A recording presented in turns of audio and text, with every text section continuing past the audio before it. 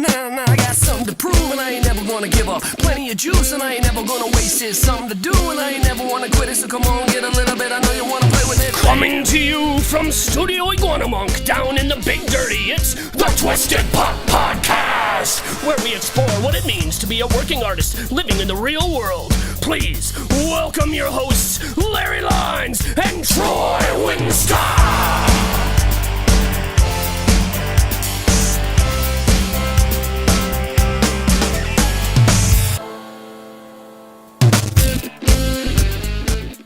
Boarding. Oh boy. So this is the Twisted Pop Podcast, episode 19. 19 will mean something later on in my head. What, the 19? Yeah, once I see it in order. I mean, yeah. So what you got going on? Not a lot. Mondays are pretty low key for me. I try not to do too much anything on Mondays. No. You know, like the opposite of the rest of the world. Well, Mondays just show up. Like it's like the show up day. Well, I guess if you think of it that way. Well, if you're people like you and I, they pretty much just kind of show up, and it could be any other day of the week, whatever. Yeah. Why? What's up with you? Nothing really. How was your weekend? I went and saw the Astros game. That was pretty awesome. Yeah. It's probably the best sporting event I've ever been to. Everybody's holding their breath on the playoffs, huh? Oh my God, that was such an amazing.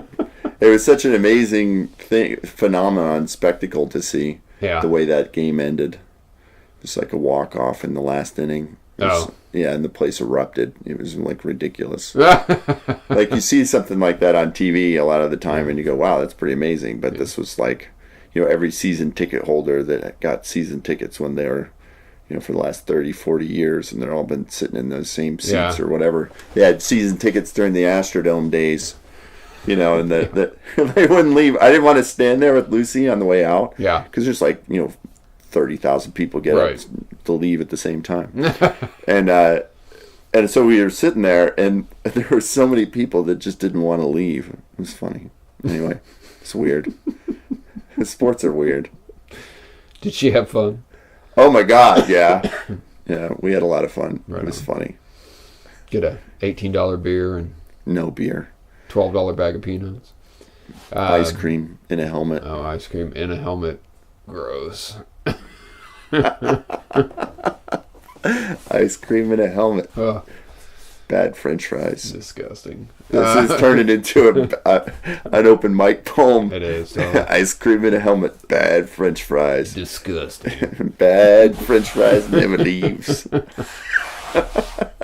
All right. Well, we were talking about the potential of contacts that we make as we go along here, and it seems to be a good thing if you follow through on these projects. But then I'm also trying to segue into your topic. Oh, and it's I hate art. I hate art. Art is stupid. Art is boring. ARTT art. I hate art. Art is stupid. Art is boring. ARTT art. There we go. So the topic is really about, all right, here's what I was thinking about, is how many times I've put together, that's right, how many times I've put together a studio, just for it to be there. Yes. Not for me to use it. And how many people I know that do the same thing. Like you get a bunch of equipment, and you have your 9 to 5, right? And then you're really busy, so you can't really get a studio space. Maybe you have kids, something like that. And then you start doing something like that. Maybe you don't even have all these excuses. Doing something like building a studio. Is this kind of leading how you hear about people who buy late night exercise equipment? Well, yeah, it's kind of like that, but there's a difference, right? To make themselves feel better, but they never use it, never do anything. Man, having owned exercise equipment, it doesn't make you feel any better to look at it. No, but the purchase is like... Well, the purchase, yeah, you go, I'm doing something. The anti-guilt. Yeah. But it's, I don't know what that noise was. You'll never catch me, Kappa. I'm on this walker. I'm on this treadmill. Try and catch me. Try and catch me on this elliptical. Anyway. So, you end up making a studio, and then it just kind of sits there. Like, I bought equipment. Some of this equipment that's right here that we're starting to use, I bought it thinking that I was going to do something else with it, and it was just like, we're too busy. And that's the thing. That's actually, I guess, the key word there is that I would think that I was too busy, right? When really that wasn't it at all. It was, and as I'm learning now more and more since we, had the space in Midtown and we've been doing stuff here, it's really working with other people, right? And it's, I know people that work alone. Like, they could do a whole comic book by themselves. You know what I mean? Well, yeah, but you see them at the end of that project. Yeah. They're like barring their doors and stuff. stuff. They have no life. I mean, they come back out in public and they just spent the last 2-3 years of their life putting things in a can. And you think you could do that when you start something like this. It's like, I'm going to set up this space and I'm going to come in here by myself. I can sit here and make music. And you'll do one or, whatever it is. You'll spend a couple nights in there. Whatever kind of art form it is. But it's so difficult to play, to do your own thing. And so then I was putting this thing together and I was thinking about the topic. And it made me think of, we all like to think of ourselves as visionaries. Yeah. Right? Yeah. We all like to think, I've got this idea and I know how to direct it. Like, regardless of the art form, whether it's music, comic books, a movie, I know how to direct this thing. I know how to put it together. I've got all this stuff in my head and I'm going to be in charge of this thing. Right? And there are individuals, I guess, that can. Anyway, I'm going to leave it there and see what you have to say about. Oh, I thought there was another point. Like, there is another versus. Point. Well, there is versus. It's like, you're in a team or you're following somebody else's vision. Somebody else is in the director's chair. Yes, yeah. And what you usually find is that people who've followed for a long time, like can do that, right? Yeah. They either you have some of the things that we've even talked about in the last couple of weeks. Either you've put so much time and effort into the preparation for it that when everybody shows up, they're just like, he knows what we're doing, right? So you're over prepared. And a director, a lot of the time, will have that vision, right? Like you have to do it anyway. Yeah. But it's better done with a team, right? And you can't just walk in the door going, you guys just don't even fucking say anything because this is my vision, right? So, well, you can do that. You can be a megalomaniac like that, yeah.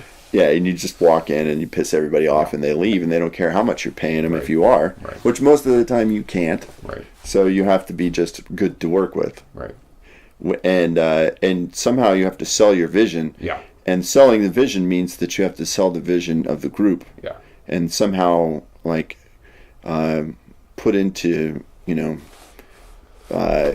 action the vision of the group rather than your own. It's like always everybody else's stuff is getting in front of yours, if that's the way you think of it. So then you think when you have, I have this vision, I'm going to do all this stuff, you build yourself a studio and you go isolate yourself in it, and then you really you run out of steam because all of the benefits of doing this come from working with the team. I totally agree. First of all, I mean, like, no matter what side of the director's chair you're sitting on, I think the director has to, you have to get them to believe in that vision. Which is sometimes a difficult thing to do. I mean, we've both done that, so on either side of the director's chair. So I feel like I know where this conversation was going to go when you presented it, and I started thinking about it for about an hour that we're going to devil's advocate, like, on the way in, right? And you'd already spoken to, like, the part about the director's chair and where you sit and getting everybody to rally around your director's chair, and your vision. The problems that I think that come with that are usually you don't start out as the director. Usually you start under somebody else and their vision, and then I think part of the lie, maybe not all of the lie, comes out something like this. They don't know what they're doing. I can do this job better. I should do it myself. Right? Yeah. But they're paying me, so I keep doing it. Until I just can't take it anymore. Yeah. And then I have a tendency to overvalue like my worth. Yep. And then realizing not what's not on the table. Like I might do some empirical overreach Oh yeah. in my lie, right? Depending on how much ego I have invested in What this job. you mean like you think you have the complete vision, but so often I've been corrected over the last 2 years that we've been doing this. And you get your pee-pee slapped, and then you're just like, what the fuck, dude? Pee-pee slapped. Man, that sounds painful. It is painful, dude. So it's like you get slapped down Yeah. because you didn't think of a bunch of things, and some of it isn't even that. You're just like you're sitting there and you thought you had this vision all worked out, and then somebody just opens their mouth Yeah. with something so obvious that you should do, Yep. and then you just have to do it. Yep. Or somebody thinks that they understand the vision, they just overshoot it, and then you have to get rid of them.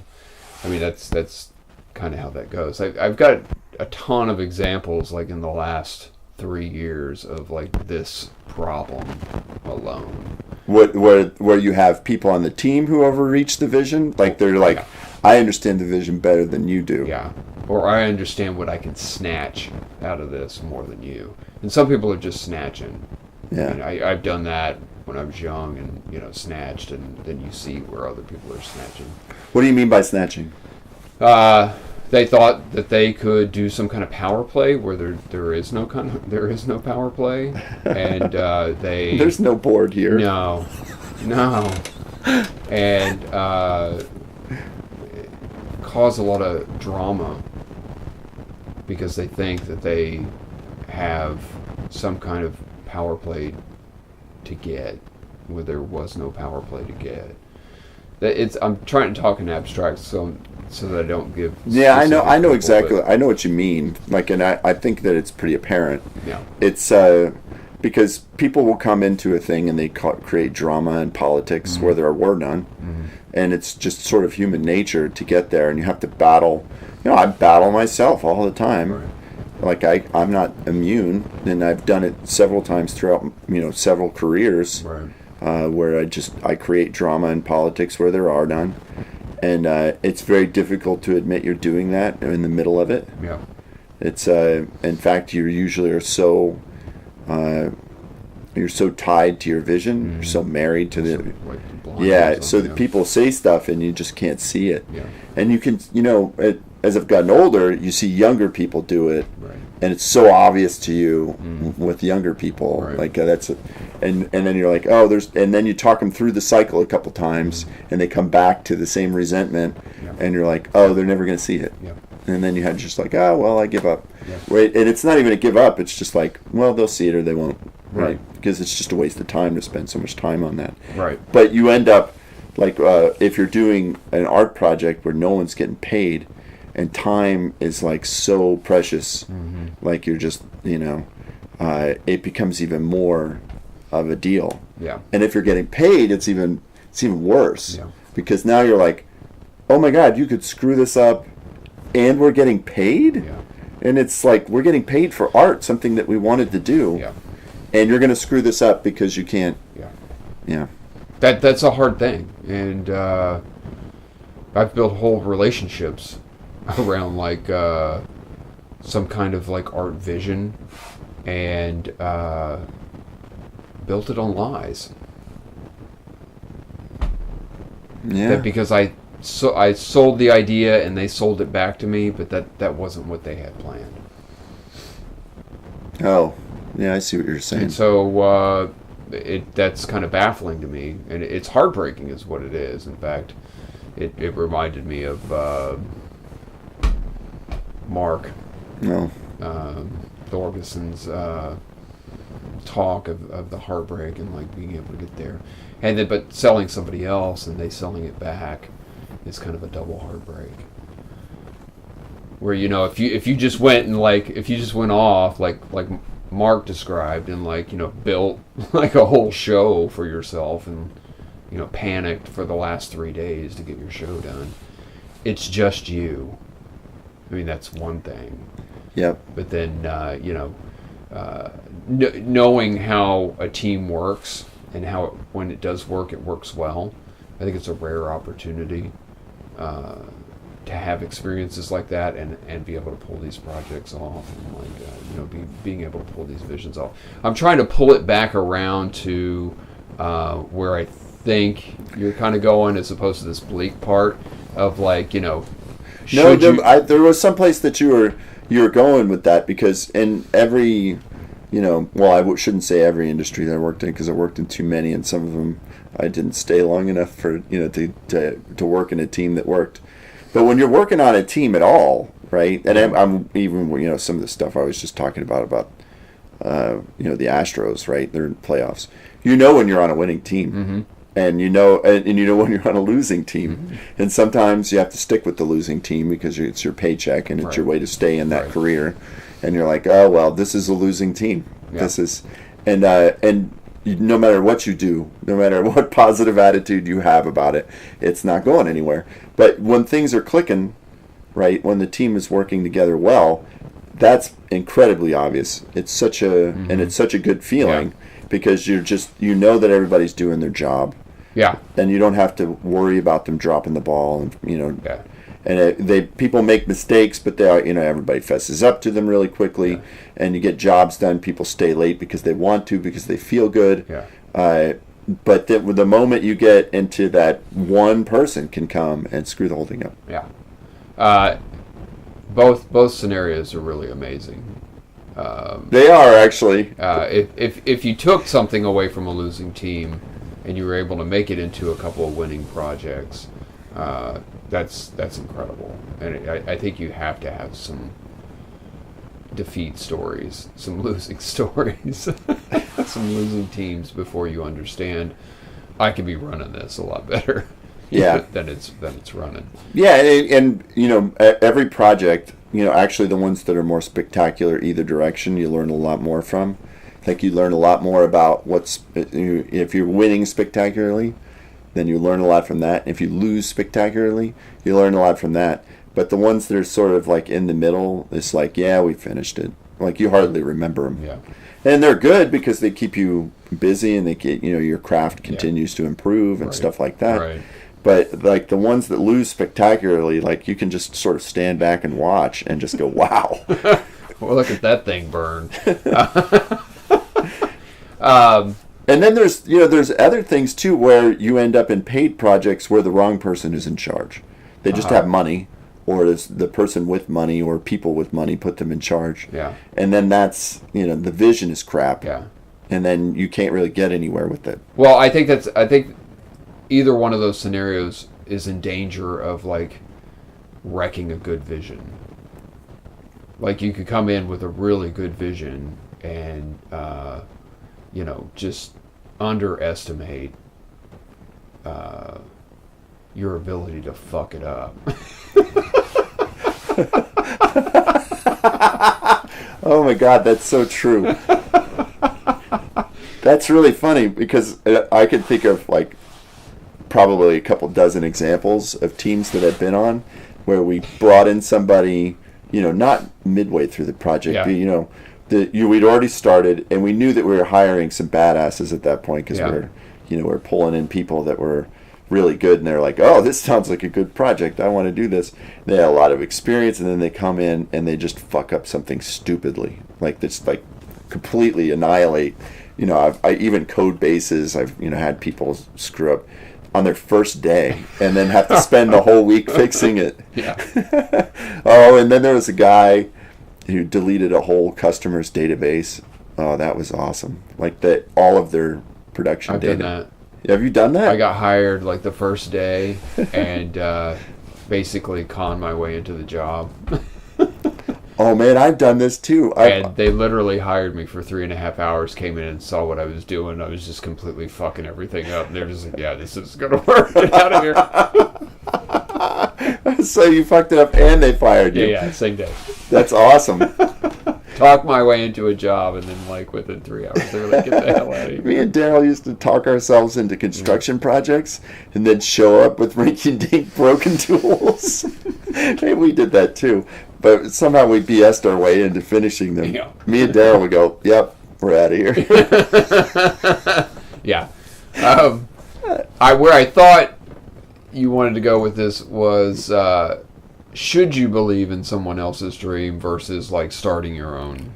Well, this is, to my point, right? You're right. That's exactly where I wanted to go. Yeah. Because and not even like a should you, but what it means to do both. Because I'm learning that now. Because if you have a vision and you want to bring it, you need a lot of prep. You can't just come in and go, I have an elevator pitch for a story, and it goes like this. Yeah. And now I'm done. Everybody has that elevator pitch for a story. You know what? I had an idea for a movie. Remember when we first started doing this, and then you go, hey, give us a scene, and then you would get a scene. The prep that goes into your vision is a lot. It is a lot, and we talk about that a lot, like how much it takes. Like how many versions of some of the comic book characters that you've created? I mean, how many versions do you do? I can't even think. Yeah, it's just way too many. I mean, it's just way beyond. Not to mention the ones that I just did on my own. That could have plugged into any generic story. Yeah, and I did the same thing with the scripts I wrote last year.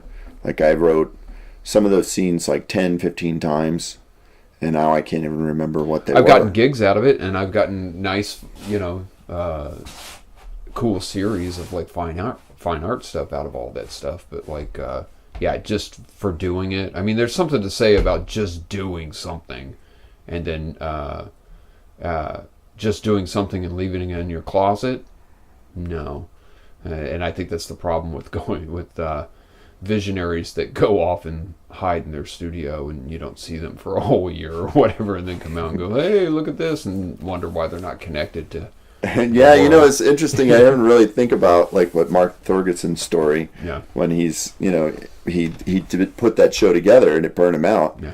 But it really is that you don't have the interaction and connection with people. You kind of come out kind of wild-eyed. Yeah. You go to the show and you're like, what happened? What happened? Whose clothes are these? Why's my mouth bleeding? Yeah. Like that. Whose art is this? Is this any good? It's not that I haven't gotten anything, and that was a good tip. Like in the early 2000s, I think that I got was from an instructor that was just like, just go ahead and do it anyway, just do something. And he was saying that he got jobs just for doing things like making T-shirts. That he just went, he got a gig like doing CGI stuff. When he went to the Roswell UFO conventions like down there, and they asked him like, well, what kind of experience do you have in CGI? He's like, well, I made these shirts. It was a little bit more than that, but basically that's all he had examples of. It was just a line to get him in the door. Yeah, that's funny. And they gave him a chance, and he's like a superstar. Like CGI guy, he just didn't have his CGI reel portfolio with him. Well, isn't that the thing? I remember this. I know it's sports analogy time, but it goes back to the connections, right? Okay, and connecting to the vision. Yeah, connecting people into your vision. Well, going back to a sports analogy, I was on a football team when I was really little. Mm-hmm. Actually, I was only like 10 or 11. I was 12, I guess, and I remember being on the field and not knowing what the score was or what was going on. It was just like, this was the thing. You get in the huddle and they tell you what the play was, and then you would just run out and you would do it, and you would do your part of the job. And everybody on the team was so good, you would get up and go, "Oh, that was successful," because everything was very focused on, I just did my job. Yeah. And when you're a part of somebody else's vision, that actually is a lot of what happens. Yeah. Like, so you're talking about the CGI. Yeah. That's just one part of a much larger vision. Right. Like, if somebody's got a, I mean, you look at some of those movies, like that, you know, and you think the director may have met like 10% of them. Like the Marvel movies, when they have like, you know, 1,000 digital artists on them, you're not going to see very much of anybody. Well, I think that's the thing, right? From project to project, it's like you either, whether you're on the losing team or the winning team on whatever project you're working, that's I think what's easier project to project, is that you know, when you're working on somebody else's gig, you either decide you're going to be on that, in that project or not. Yeah, like that's. I mean, you don't have to do the next one. Man, what a! If you really think about it, like these larger projects, like the number of people that have to just have faith in the leader at hand, because you know you can't lead more than 40 or 50 people. So there might be something, you know, said about being a Lugan, just showing up to a set or a project or, you know, a series and going, I just wash the paintbrushes and I just do the thing. And Or, you know, the number of things that you can learn from somebody else on a job are unbelievable. Like the stuff I learned, you know, just hanging out in studios, watching people record, was way more than, you know, all of the messing with equipment that I ever do. Right. You know, we're working with Aaron Trum in a studio with as much experience as he has. You'll learn a ton of shit just because you just happen to be there with somebody that knows what they're doing. And then I think of, you know, some of the things that we're sort of uncovering with this, right? You know, with the podcast, right, where you find people just putting themselves out there, which is something that I resist all the time. Like I have this tendency to want to know everything about a subject before I put myself out there, right? But you could spend a lifetime like trying to know everything. Yeah. And that's like probably my biggest hang up with that. And how do you learn to execute projects better unless you're working with other people? Yeah. Anyway. Well, I think that goes to the testament of hiring the right people for the job, being able to trust them, you know, that I hired the right person for the job. Or even to know what it feels like to believe in somebody else's vision. Right. Because that's a tough one. Yeah. If you don't know what it feels like, then how can you recognize that your team is with you? Or right? Yeah, I assume some people are perfectly happy showing up for other people's visions. Yeah. But yeah, that's true. I mean, I can do it. Yeah. I mean, both of us do it because we do it for each other and other people that are on the team and stuff like that. Yeah. You know, whoever we're working with at whatever time. Yeah. So I know that I can do it. And yeah, there are some people that just want to be, you know, an engineer in a studio, right? That's their thing. They wanted to do that, and they love it, and that's not my thing. Yeah. I always have ideas, and I want to explore them and take them further. But there's got to be somebody there that is like, this is my thing. I know what this lens is. I know all these lenses, and I know how to operate this camera and all that shit. Or even when you're dealing with all the parts of a band, you go, this guy wants to play bass. Yeah. He doesn't really want to write anything, but write a song, but he loves performing with an ensemble and playing bass. This is great. So maybe I just have a problem with jobs in my head. It's not. It's not necessarily the job, because I got the job and I was excited about the job, and then instantly I go, I could do this for a year. Or I could do this for 2 years, that kind of thing. Yep. And then, but really it could be that it's just not, it's not that it's not the right job, it's just not the right job in my head.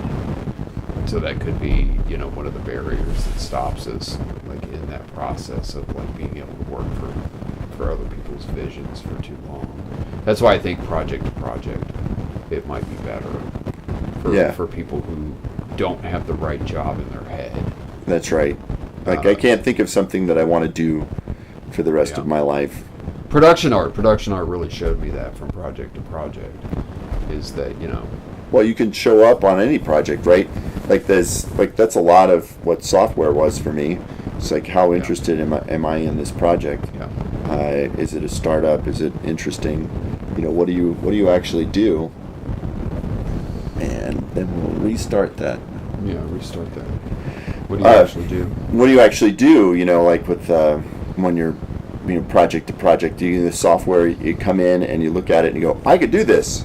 But the way I'm thinking of it is, I want to create this software. I don't want to come in and fix all the bugs in version 2. Right. Right. So yeah, that kind of thing. And maybe there are different people, and I don't know.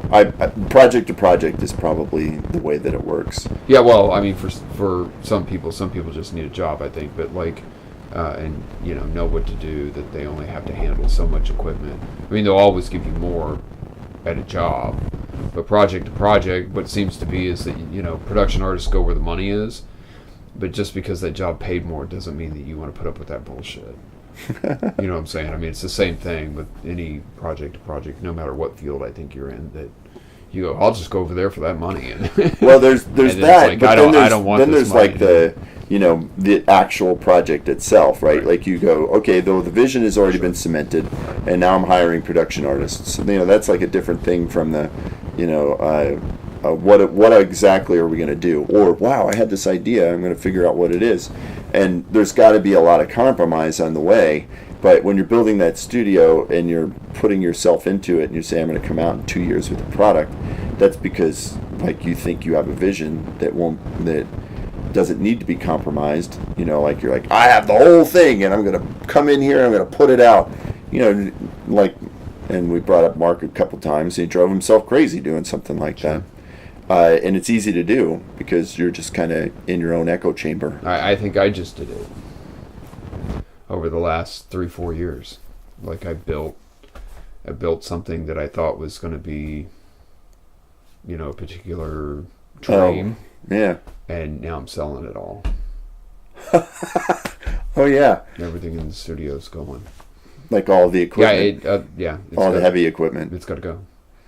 That's funny because that was, I wanted it to fit a particular dream, and it's over. It was a lie. Ah, it's rough. Wow, that'll get you. Yeah, it sucks. But it also, I mean, it was that thing, the vision for where it was at. Maybe not. I hope. I hope. I mean, oh man, did we? No, I just think of all the examples. Some things? Yeah, we built some things, and like, am I going to take my children to see them? That kind of thing. You know what I mean? Will it be there in 10 years? I don't think so. But yeah, it was selling it, and then when I realized it was a lie, it's just like, it's got to go. It doesn't matter anymore. So that part of it, I could have held on to it. I mean, it was all tempting to hold on to a lot of shit, but then, and could have gotten more money out of like the sale, yeah. But I would have been waiting longer and longer and longer to get the money. No, I totally know what you mean. It's just bullshit. Yeah. Then you start wondering whether the effort was worth it. Yeah. It's my empire of shit. Yeah, it's my empire of dirt.